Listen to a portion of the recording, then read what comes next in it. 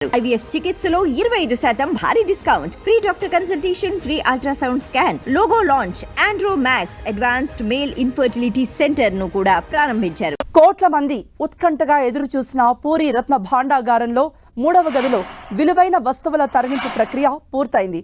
దాదాపు 7 గంటల పాటు శ్రమించి అల్మరాలు, పెట్టెల్లో ఉన్న వస్తువులను తరలించారు. ఆలయంలో ఉన్న ఖజానాలో భద్రపరిచారు.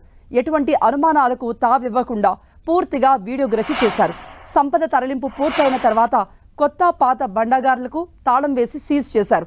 రత్న భాండాగారంలో భారీ విగ్రహాలు బయటపడ్డాయి. దశాబ్ద కాలం గడవడంతో లోహ విగ్రహాలు కొన్ని నల్లగా మారినట్టు తెలుస్తోంది. శ్రీ జగన్నాథ్ ఆలయ అడ్మినిస్ట్రేషన్ చీఫ్ అరవింద పాధి, పర్యవేక్షక panel chairman justice Biswanath Raut, జిల్లా కలెక్టర్, ఎస్పీ, ఇతర అధికారులతో కూడిన 11 మంది సభ్యుల బృందం 5 రోజుల వ్యవధిలో రెండవసారి రత్న భాండారం తెరిచింది. ఇక రత్న భండార్ లోపలి భాగంలో అమూల్య సంపదను తాము పరిశీలించామని supervisory committee chairman, Orissa high court మాజీ జడ్జ్ జస్టిస్ బిశ్వనాథ్ రథ్ చెప్పారు.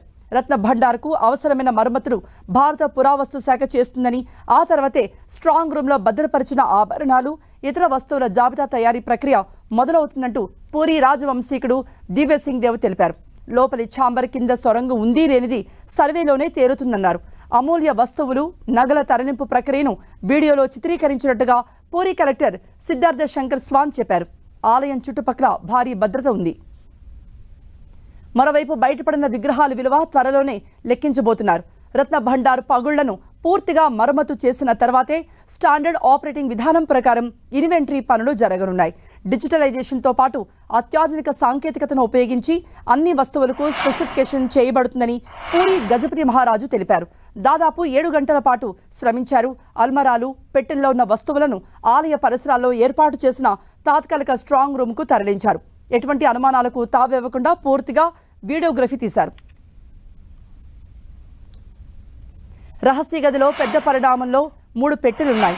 వాటిలో 2 కలప, 1 స్టీల్, అలాగే 4 భారీ సైజ్ అల్మరాలున్నాయి. వాటిలో 3 కలపతో, 1 స్టీల్తో చేసిందిగా ఉంది. వాటిలో చిన్న కంటైనర్ తరహాలో పెట్టెల్లో స్వామివారి ఆభరణాలున్నాయి. వాటి వివరాలు బహిర్గతం చేయకూడదని ప్రతిజ్ఞ చేసినందున వెల్లడించలేమని అధికారులు చెప్పారు. స్వామి సంపద భద్రంగా ఉందని, ఎక్కడా కూడా చెక్కు చెదరలేదని పూరి అర్చకులు తెలిపారు. రహస్య గది నుండి సొరంగ మార్గం ఉందన్న అంశాన్ని పరిశీలించలేదని శ్రీక్షేత్ర పాలనాధికారి అరవింద తెలిపారు. ప్రభుత్వ మార్గదర్శకాలలో దీని ప్రస్తావన లేదన్నారు. రత్న భాండాగారం మరమ్మతులను పురావస్తు శాఖ చేపడుతుంది.